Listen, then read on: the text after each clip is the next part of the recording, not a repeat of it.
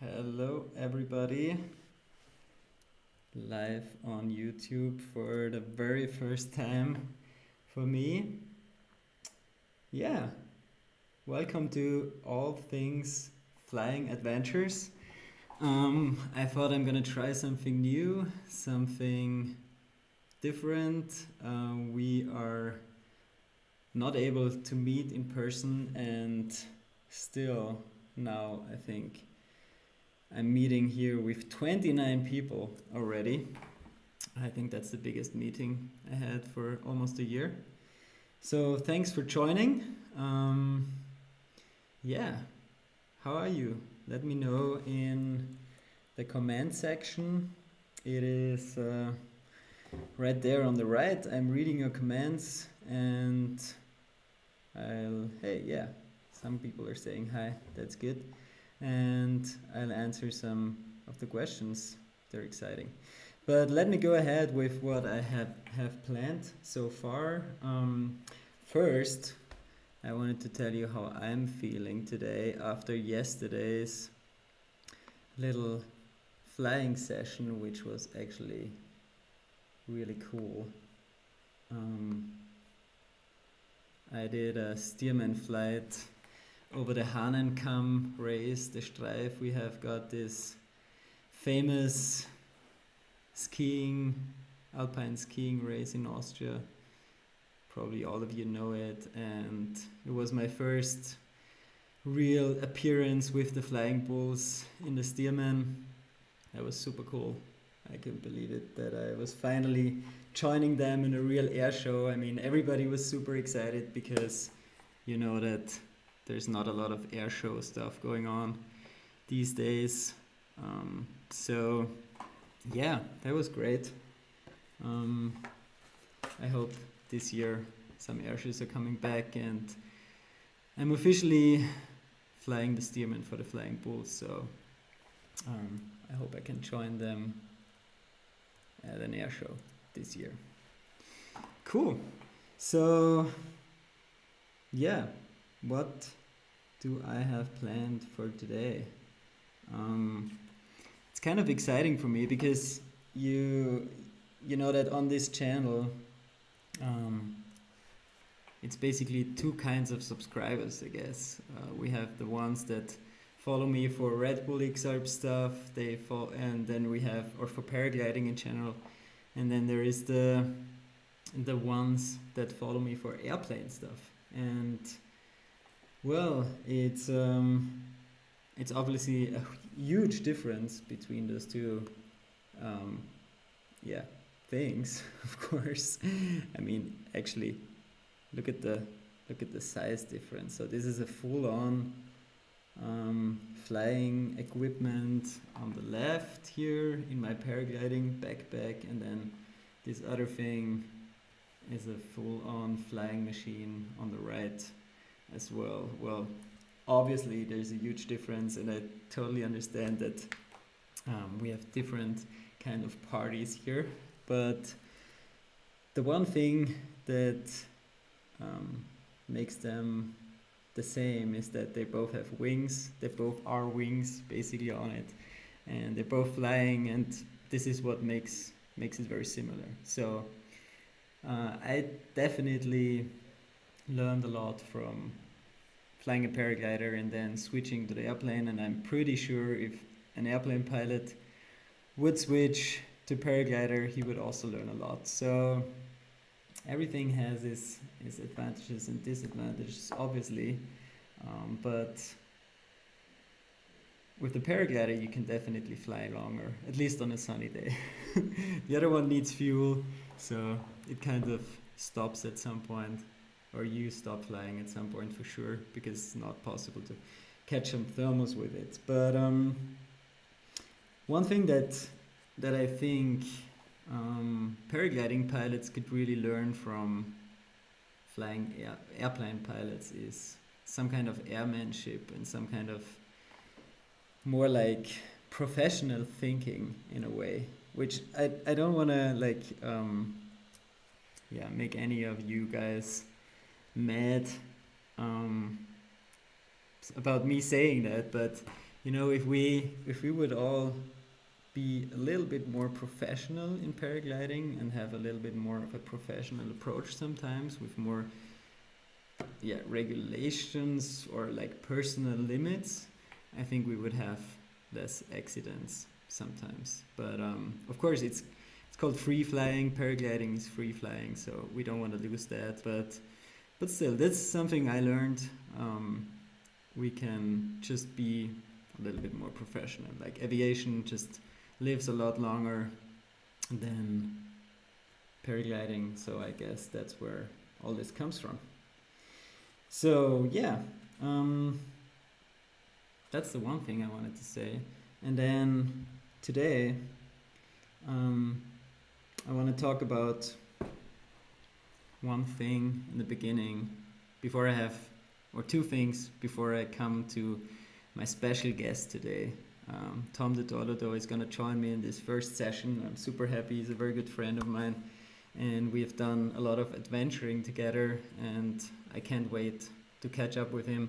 I hope all that works out here with the different screens that I have and the Skype that he will join me on. But so this is going to be the last part of this show, but first I want to refer to what I put as a title to this show, and we've got the word adventure in it. So what does adventure mean to us actually, and why are we actually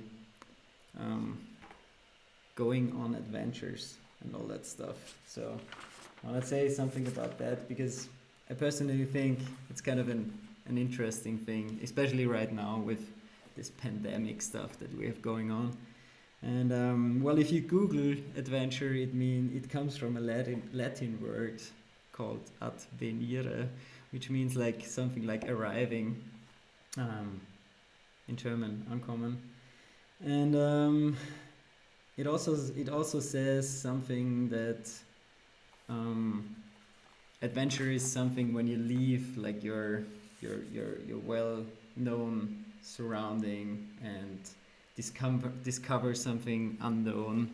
And they also mention that it's usually a risky undertaking you're doing. So I like that. I mean, this is what I kind of made my whole like life around, like doing something out of my comfort zone, basically. And this is what it actually is like.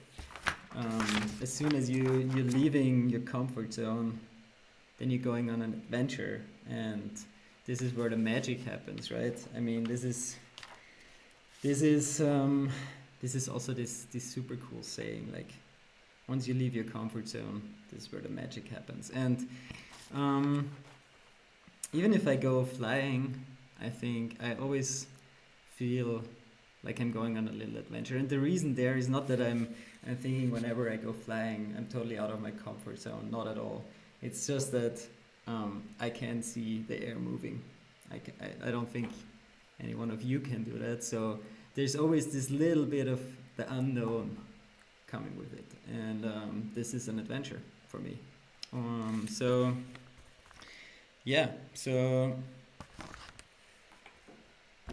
once you go paragliding, you're on an adventure, and once you are in a pandemic, you're also on an adventure.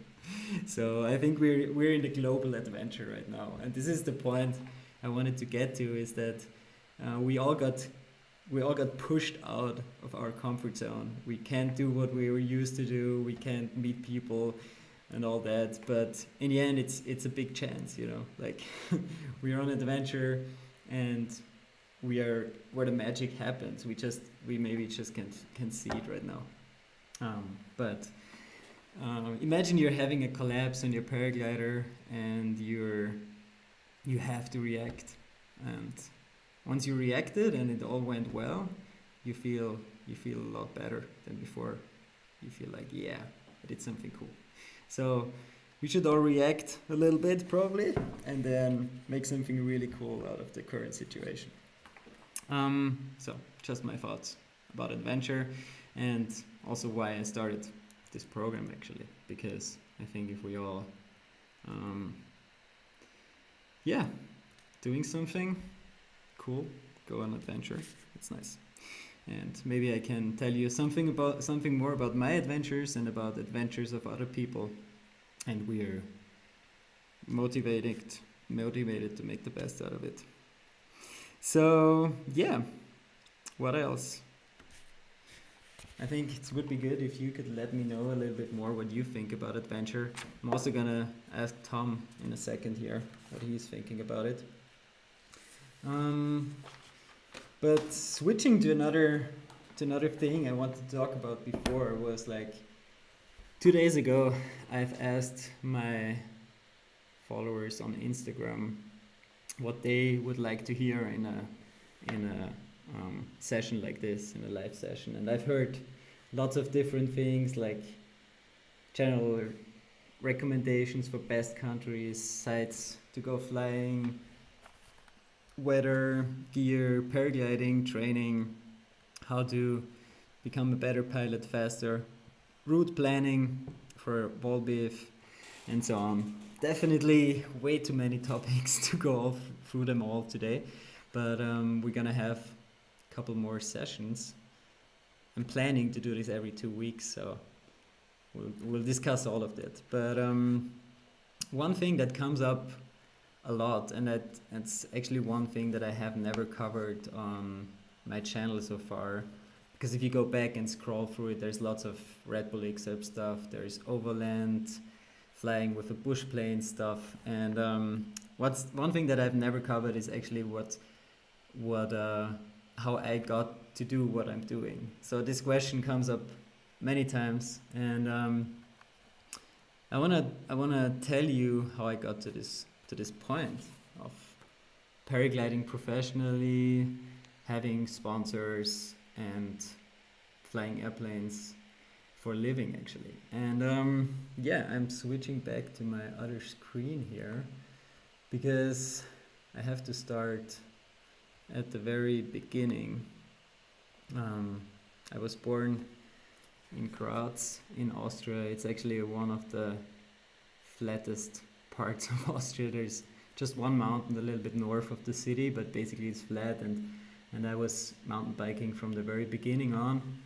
My father took me mountain biking all the time, and while I was at school until 18, I was always racing. So I did like 10, 15 races every year, every season, until I was 19 years old. And that actually was the basis for me for all this endurance stuff. So I had nothing to do with flying. To that point, it was just pure like endurance stuff, mountain biking, and I really liked it. Also, I was not really in the mountains. I mean, this was on Lake Garda, the photo you see here. I was 17 or something. So there's some mountains involved, of course, in mountain biking, but I was not mountaineering. And then when I was 18, I went to the university. Wanted to do everything just normal, you know, mechanical engineering and economics. Still nothing to do with flying. And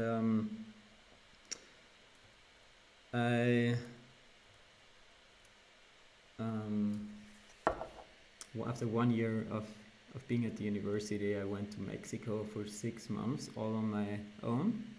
Didn't bring a bike, and this is where I basically it's weird to say that, but I kind of got away from home a little bit back then, and also got in touch with high mountains. So this is Iztaccíhuatl and Popocatépetl on the picture here. I climbed that mountain. It's more than 5,000 meters high, and it was just like cool for me. I was fit because of all that training, and I felt super good up on those mountains. And when I came back, I was super motivated to start something new. I had a friend at the university, actually Philip Medicus, who is now the boss of Nova Paragliders. He was at the university with me, and So I started paragliding because he motivated me in 2005, and 2005 is also a year when Red Bull XARBS happened, and I saw that on the live tracking back then. I was like, okay, this is what I want to do. This is like adventure. This is endurance sports, and yeah, just a long endurance race and something exciting, and that's paragliding. And the only thing I wasn't good at back then, or not the only thing, but the one thing I wasn't good at back then was paragliding, obviously, and mountaineering was also not my biggest strength. Anyway, I got super motivated to keep pushing like crazy. We didn't have lightweight equipment back then. I carried my big glider all up the mountains every day. I was just like, okay, just one goal in mind: go to the Red Bull XARBS as fast as possible. And so my university stuff just went like to a minimum. I was still there, but not really studying anymore. I was just focusing on this new sport, and because I was fit already, and I learned, and I wasn't really scared back then of flying. I went to the Dolomitenmann a couple of times, and I won it in 2010. At the same time, so that was like 4 years of paragliding, and at the same time I became a test pilot for Skywalk and started to do some bigger collapses, which was cool. And then I could also start designing my own wings. And actually for the Red Bull XARBS 2011, where I was already like selected with a wild card already, because I was good at Dolomitenmann and stuff like that. I could design my own glider, and that was pretty cool because I designed it, and then it became reality. Oh, that is something I didn't want to have here. Became reality, and yeah, super cool feeling. Anyway, so being a no-name paragliding pilot, coming to the Red Bull XARBS was pretty exciting. I didn't expect that.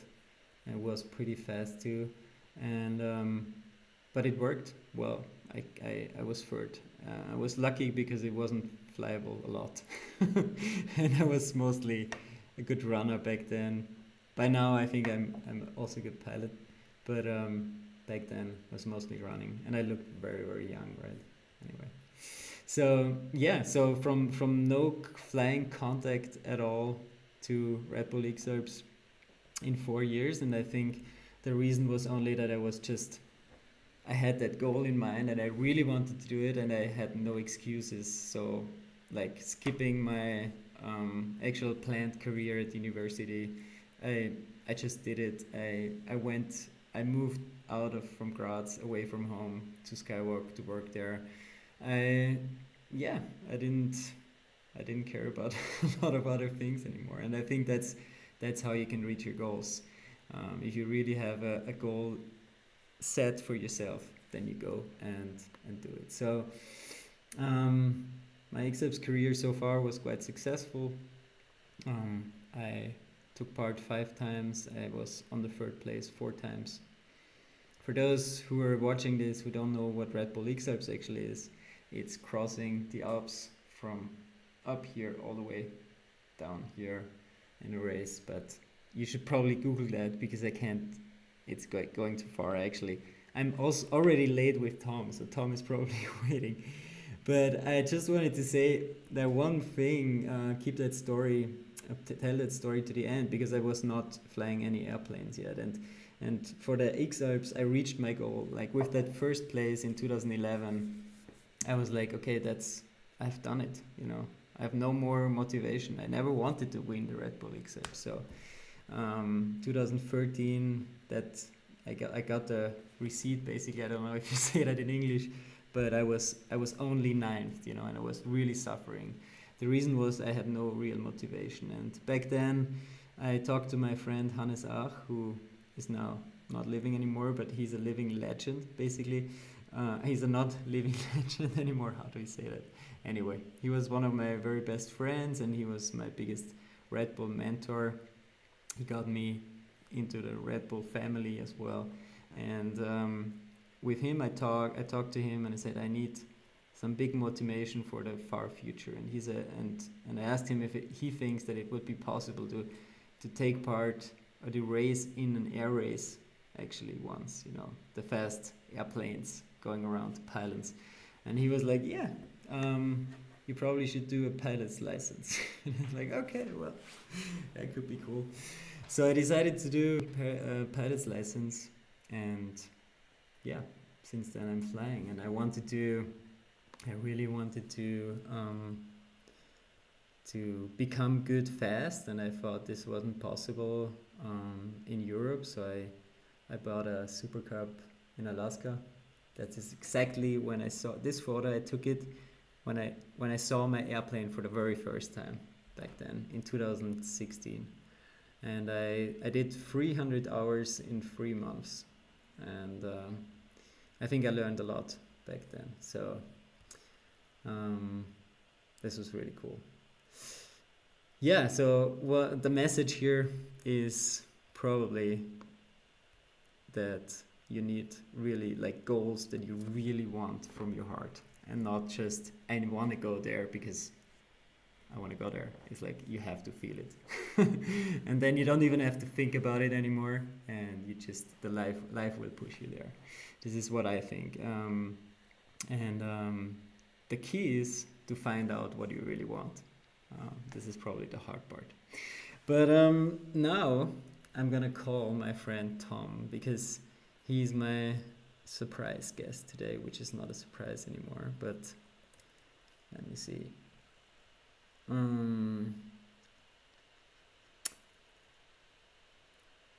Okay, just checking your comment here. Cool, thanks for being here. Thanks for watching. Now we have already 71 people watching this. Cool. Super cool. So Tom is waiting. Let's switch to Tom. Gonna call him now.